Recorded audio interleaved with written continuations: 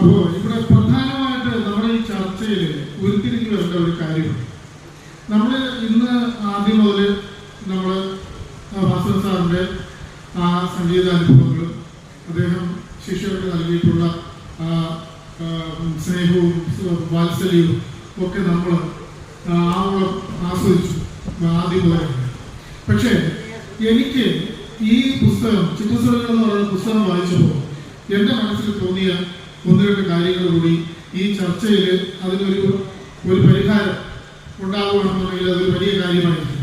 എനിക്ക് തോന്നിയ ഒരു കാര്യം, വാസുദേവൻ സാറ് സ്വന്തമായിട്ട് രചനകൾ രചിച്ചിട്ടുണ്ടോ? ഗീതങ്ങള്, വർണ്ണങ്ങള്, കീർത്തനങ്ങള്, ഇങ്ങനെയൊക്കെയുള്ള എന്തെങ്കിലും സംഭാവനകൾ അദ്ദേഹത്തിൻ്റെതായിട്ടുണ്ടോ? കാരണം ഞാൻ ചോദിക്കാൻ കാരണം എന്താണെന്നറിയോ, അങ്ങനെ ഉണ്ടെന്നുണ്ടെങ്കിൽ ആ വിലപ്പെട്ട സംഭാവനകൾ അടുത്ത തലമുറയിൽ എത്തിക്കേണ്ടത് നമ്മുടെ കടമ തന്നെയാണ്. അതുകൊണ്ടാണ്.